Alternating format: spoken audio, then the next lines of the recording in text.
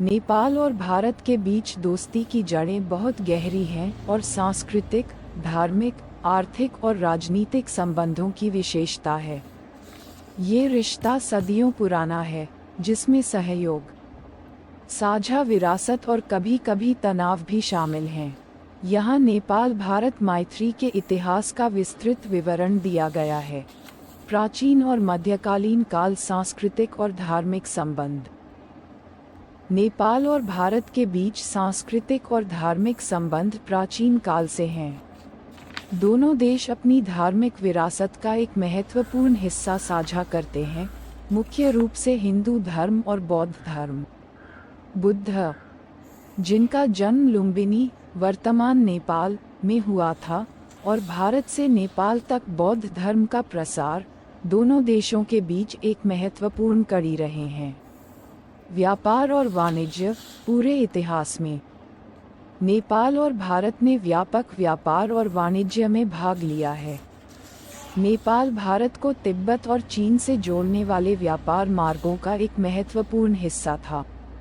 इस व्यापार मार्ग ने दोनों क्षेत्रों के बीच वस्तुओं, संस्कृति और विचारों के आदान प्रदान को सुगम बनाया। राजनीतिक संबंध।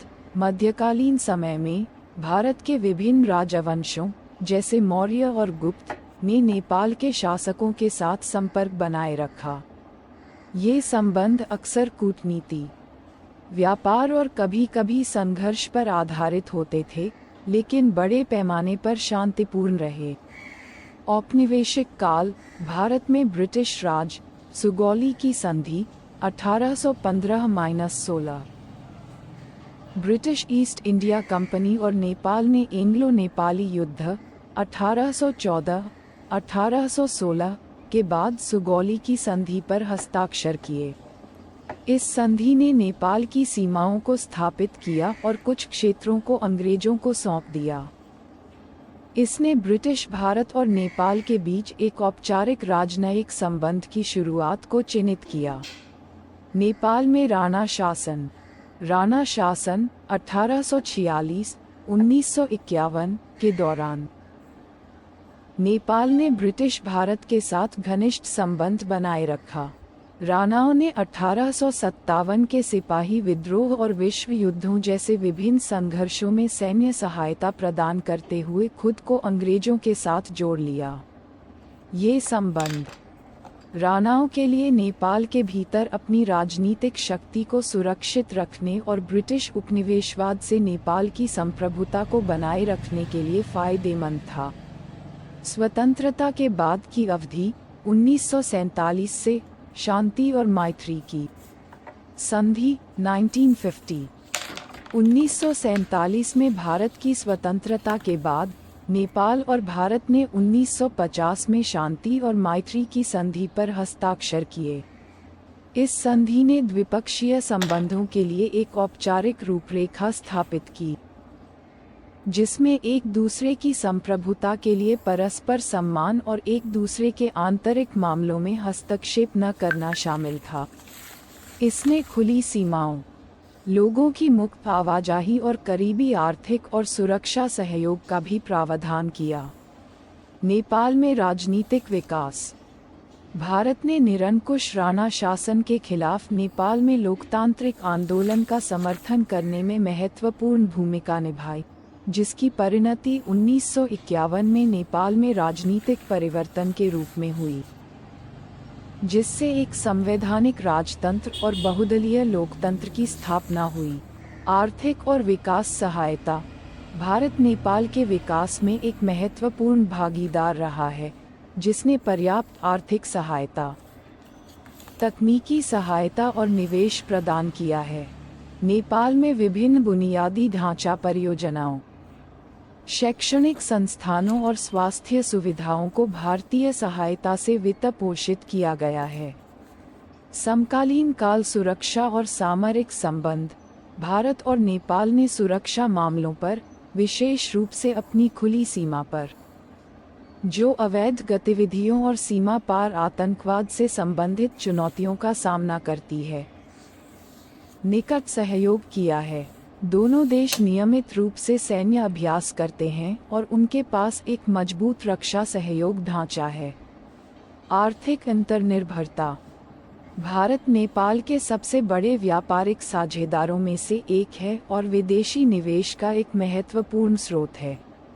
नेपाल अपने सामानों का एक बड़ा हिस्सा भारत से आयात करता है, जिसमें ईंधन, दवाइयाँ और अन्य उपभोक्ता उत्पाद जैसी आवश्यक आपूर्तियाँ शामिल हैं। लोगों से लोगों के बीच संबंध। भारत और नेपाल के बीच लोगों से लोगों के बीच संबंध मजबूत हैं, जो साझा सांस्कृतिक, भाषाई और पारिवारिक संबंधों की विशेषता है। कई नेपाली नागरिक भारत में काम करते हैं और पढ़ाई करते हैं, और भारतीय पर्यटक नेपाल के पर्यटन उद्योग का एक महत्वपूर्ण हिस्सा हैं। सीमा और जल विवाद। समग्र मैत्रीपूर्ण संबंधों के बावजूद कभी कभी विवाद हुए हैं, विशेष रूप से सीमा मुद्दों जैसे कालापानी लेपुलेख लिम्पियाधुरा विवाद और दोनों देशों के बीच बहने वाली नदियों के जल बंटवारे पर। इन मुद्दों ने कभी कभी कूटनीतिक तनाव पैदा किया है। भू राजनीतिक गतिशीलता। भारत के साथ नेपाल के संबंध चीन के साथ उसके संबंधों से भी प्रभावित हैं। नेपाल ने अपनी रणनीतिक स्थिति का लाभ उठाते हुए भारत और चीन के बीच अपनी विदेश नीति को संतुलित करने की कोशिश की है। भारत नेपाल को अपने पड़ोस पहले नीति में एक आवश्यक भागीदार के रूप में देखता है, जबकि नेपाल भारत को एक महत्वपूर्ण पड़ोसी और आर्थिक भागीदार के रूप में देखता है। हाल के घटनाक्रम। हाल के वर्षों में दोनों देशों ने उच्च स्तरीय यात्राओं, आर्थिक समझौतों और लोगों से लोगों के आदान प्रदान के माध्यम से अपने संबंधों को मजबूत करने के लिए काम किया है। दोनों देश कूटनीतिक माध्यमों से इन मुद्दों पर काम करना जारी रखे हुए हैं। निष्कर्ष। नेपाल और भारत के बीच लंबे और बहुआयामी नेपाल भारत संबंधों का आधुनिक काल सहयोग और विवाद के मिश्रण से चिन्हित है, जो उनके संबंधों की निकटता और जटिलता दोनों को दर्शाता है। कई प्रमुख कारक उनके संबंधों को आकार देते रहते हैं। भारत और चीन के बीच नेपाल का रणनीतिक स्थान इसे दक्षिण एशियाई भू राजनीति में एक महत्वपूर्ण खिलाड़ी बनाता है। नेपाल ने ऐतिहासिक रूप से भारत के साथ घनिष्ठ संबंध बनाए रखे हैं, लेकिन हाल के वर्षों में इसने चीन के साथ संबंधों को मजबूत करके अपने विदेशी संबंधों को संतुलित करने की कोशिश की है। ये संतुलनकारी कार्य अक्सर भारत के साथ तनाव का कारण बनता है, जो नेपाल को चीनी प्रभाव के खिलाफ एक महत्वपूर्ण बफर राज्य के रूप में देखता है। आर्थिक संपर्क। नेपाल भारत संबंधों की आधारशिला है। भारत नेपाल के बुनियादी ढांचे, ऊर्जा और शिक्षा क्षेत्रों में एक प्रमुख निवेशक है। कई प्रमुख परियोजनाएं इस सहयोग को दर्शाती हैं। नेपाल में विशाल जलविद्युत क्षमता है और भारत इस क्षेत्र को विकसित करने में एक प्रमुख भागीदार रहा है। अरुण 3 जलविद्युत परियोजना और अपर कर्नाली जलविद्युत परियोजना जैसी परियोजनाएं द्विपक्षीय ऊर्जा सहयोग में महत्वपूर्ण मील के पत्थर रही हैं। भारत नेपाल में सड़क, रेलवे और पुलों सहित महत्वपूर्ण बुनियादी ढांचे के निर्माण में शामिल रहा है। नेपाल भारत सीमा पर एकीकृत चेक पोस्ट (आईसीपी) व्यापार और आवागमन को सुविधाजनक बनाने के प्रयासों के उदाहरण हैं। भारत नेपाल के पेट्रोलियम उत्पादों का प्राथमिक आपूर्तिकर्ता है।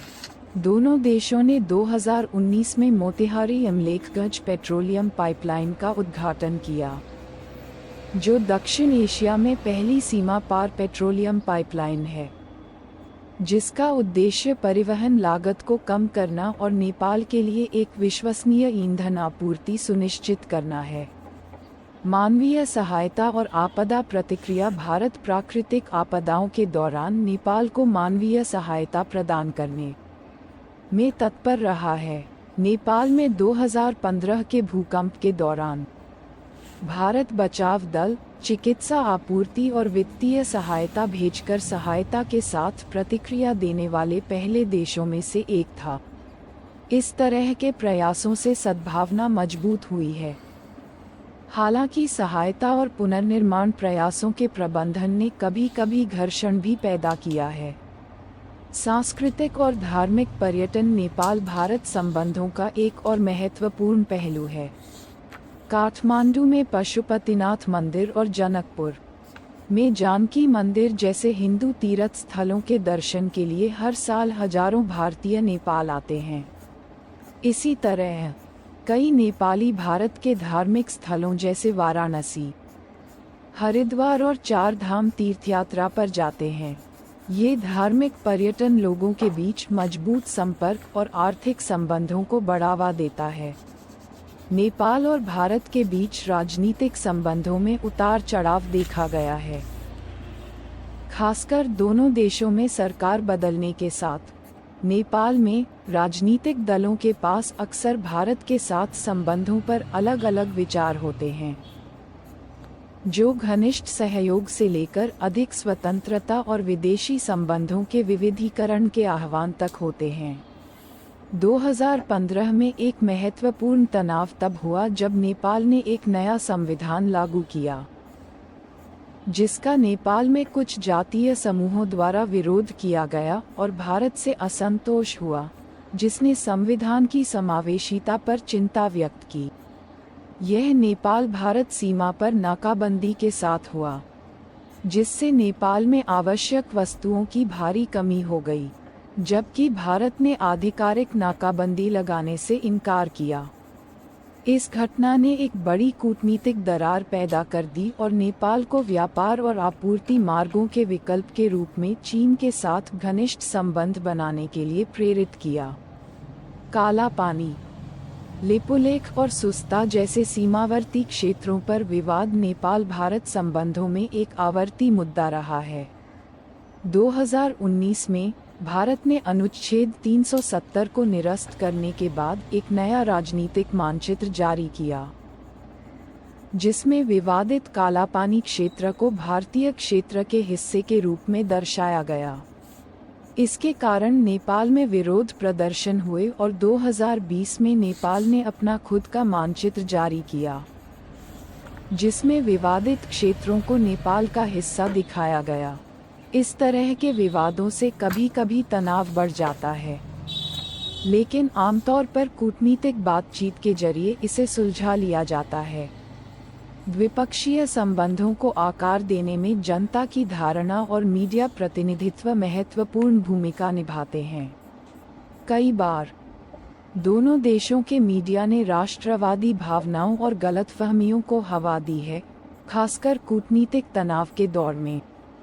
इसके बावजूद दोनों देशों के बीच निरंतर मित्रता और सहयोग के लिए, खासकर जमीनी स्तर पर, व्यापक जन समर्थन बना हुआ है।